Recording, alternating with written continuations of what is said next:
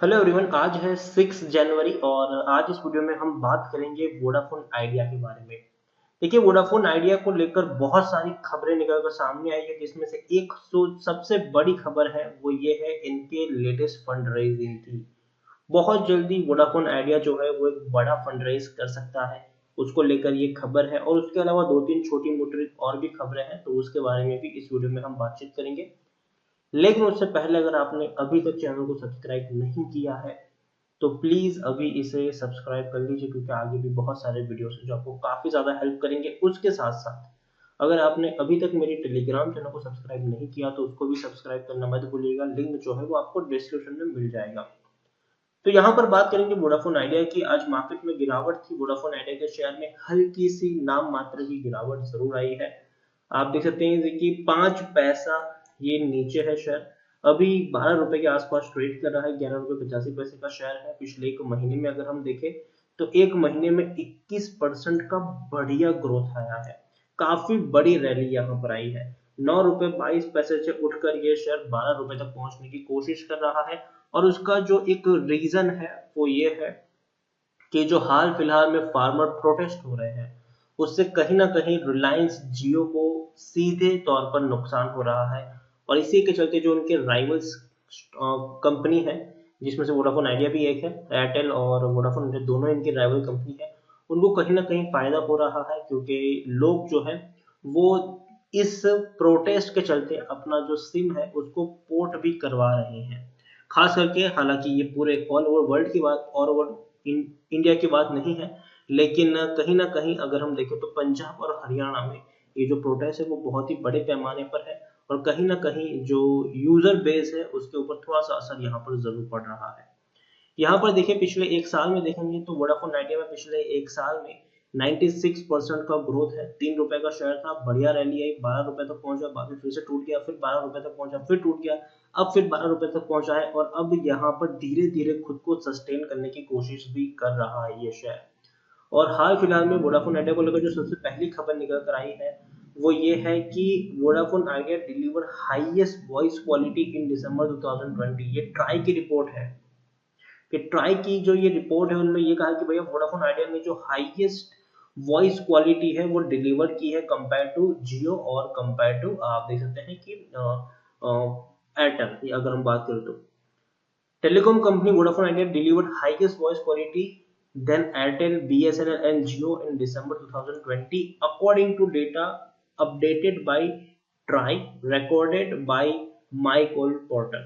According to the regulator, the MyCall app provides a platform for all telecom subscribers in India to crowdsource their opinion through feedback rating process. तो देखिए, यहाँ पर लोगों के opinion है यहाँ पर कि वो क्या सोचते हैं किसी भी टेलीकॉम नेटवर्क के बारे में, उनको क्या दिक्कतें आ रही है। और इसमें अगर हम देखने जाए तो सबसे अच्छा रिस्पॉन्स जो है वो वोडाफोन आइडिया का है। और डेफिनेटली ये एक अच्छी बात है, क्योंकि यूजर जो है वो काफी ज्यादा पसंद कर रहे हैं इनकी वॉइस क्वालिटी को कंपेयर टू बाकी अदर नेटवर्क्स। उसके अलावा देखिए, एक बड़ी खबर है वो यही है फंड रेजिंग की। Vodafone Idea mega fund raise soon, बड़ी जल्दी वो लोग फंड रेज करने वाले हैं। और यही एक सबसे बड़ी खबर है यहाँ की, जो इन शेयर में काफी बड़े फेरबदल कर सकती है। और हाल फिलहाल में वोडाफोन आइडिया का एक बहुत बड़ा प्लान है, खास करके फंड रेजिंग को लेकर, और उसी को लेकर हमें यहाँ पर शेयर में काफी ज्यादा उठापटक भी देखने को मिल सकती है। अब देखिए, Vodafone Idea is close to raising at least $2 billion from a clutch investor to be deployed to expand its 4G operational and clear part of the due to the government। तो देखिए, यहाँ पर यह है कि $2 बिलियन का फंड रेज किया जाएगा, ताकि इनका जो बिजनेस है उसको एक्सपांड किया जा सके। उसके अलावा जो पैसा इनको चुकाना है गवर्नमेंट को, उसको भी चुकाया जा सके। The telco has announced in September it plan to raise up to 25,000 crore in a fresh capital। देखिए, वोडाफोन आइडिया ने ऑलरेडी इसी साल और पिछले साल सितंबर महीने में ही अनाउंस किया था कि 25,000 करोड़ की फंड रेजिंग करने का इनका प्लान है। और यहाँ पर देखिए, फंड रेजिंग ये लोग क्यों कर रहे हैं इतनी सारी। The loss-making carrier had been ordered by Supreme Court to pay roughly 58,000 crore in HS gross revenue due to the government is over 10 period time which is far pay. देखिए, अभी जो 58,000 करोड़ रुपए इनको सरकार को चुकाने थे, उसमें से ऑलमोस्ट 8,000 करोड़ इन्होंने चुका दिए हैं। अब बचे 50,000 करोड़। तो 50,000 करोड़ रुपए चुकाने के लिए सरकार ने इनको, मतलब जो सुप्रीम कोर्ट है, उन्होंने इनको 10 साल का वक्त दिया है। मतलब हर साल इनको 5-5 हजार करोड़ रुपए चुकाने हैं। तो हर साल 5,000 करोड़ रुपए चुकाने हैं। उसके अलावा इनको अपने बिजनेस को एक्सपांड भी करना है और जियो और एयरटेल जैसे बड़े जायंट से टक्कर भी लेनी है। तो कहीं ना कहीं इसके लिए भैया पैसा चाहिए। पैसे के लिए एक बड़ा प्लान होता है, वो होता है फंड रेजिंग, और यही फंड रेजिंग करने की कोशिश ये कंपनी कर रही है। Vodafone Idea said it would raise up to 15,000 crore through debentures and equal amount in shares and warrants, but together it will not exceed of 25,000 crore।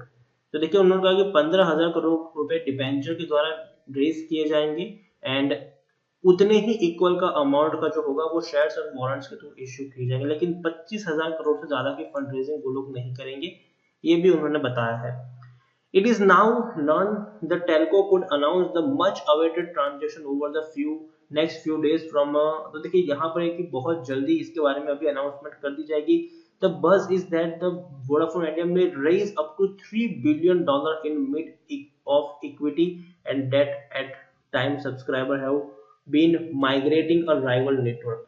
तो देखिए यहाँ पर पिछले कई वक्त से अगर हम देखें तो वोडाफोन आइडिया के जो यूजर्स है वो बाकी नेटवर्क में स्विच हो रहे हैं। जैसे कि हम सब जानते हैं कि इन अक्टूबर 2020 वोडाफोन आइडिया ने तकरीबन 2.7 मिलियन यूजर्स अपने गंवाए हैं।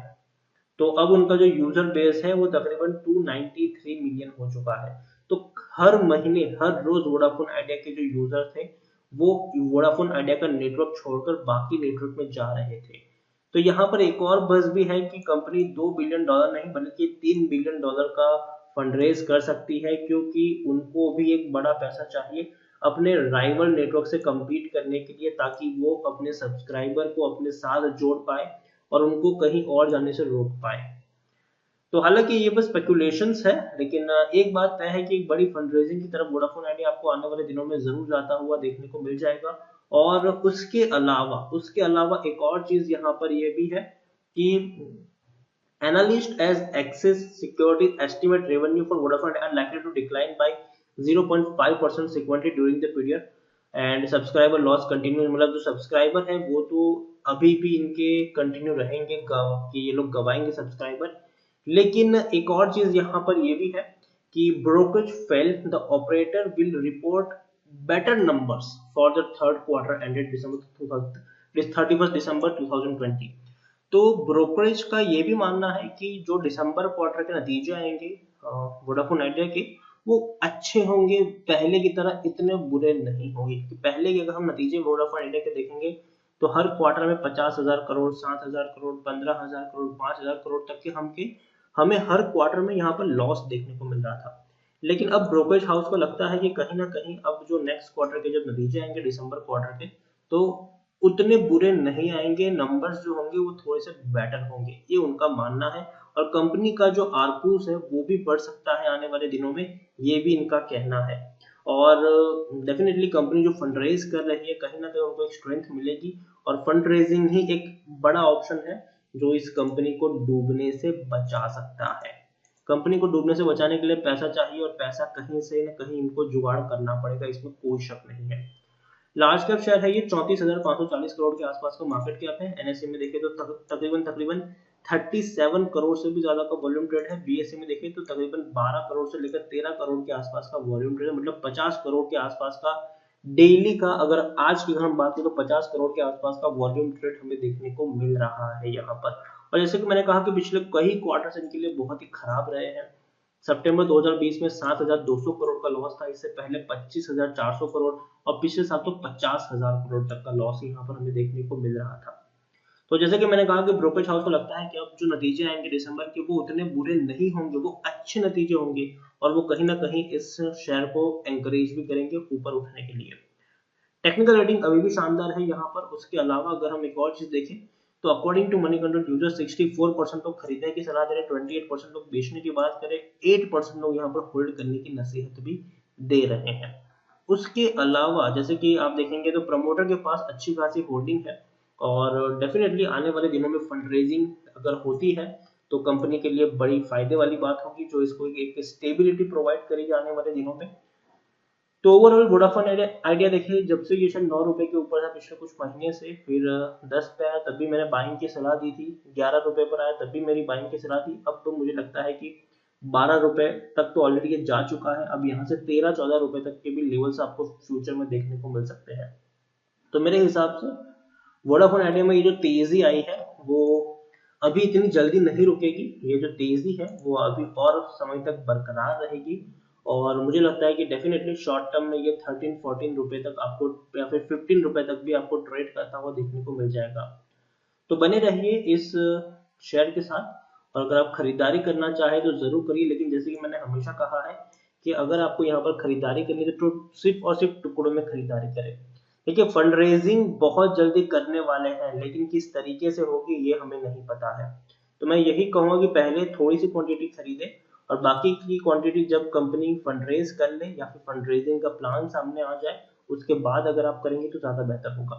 तो यही कहूंगा कि अगर आपको 1000 शेयर भी खरीदने हैं तो पहले सिर्फ 200 शेयर खरीदो, फिर वेट करो गिरावट आए और क्वांटिटी ऐड करो, और फंड रेजिंग का प्लान सामने आ जाए तब और क्वांटिटी आप चाहे तो उस लेवल पर भी ऐड कर सकते हैं। तो वोडाफोन आइडिया मुझे नहीं लगता कि इतनी बड़ी कंपनी डूब सकती है। डेफिनेटली एटलीस्ट 3-4 सालों तक तो ये सर्वाइव कर ही जाएंगे। तो मैं ये नहीं कहूँ कि 5-10 साल के लिए पैसा लगाओ, लेकिन हाँ एटलीस्ट 1-1.5 साल तक के लिए तो आप इसमें यहाँ पर रुक ही सकते हैं। तो वीडियो को यहीं पे एंड करूंगा। पसंद आया तो प्लीज लाइक करो, शेयर करो। जहाँ पर अगर आप पहली बार तो प्लीज सब्सक्राइब करें। वोडाफोन आइडिया के बारे में आप क्या सोचते हैं वो भी आप मुझे कमेंट में लिखकर बता सकते हैं। Thank you.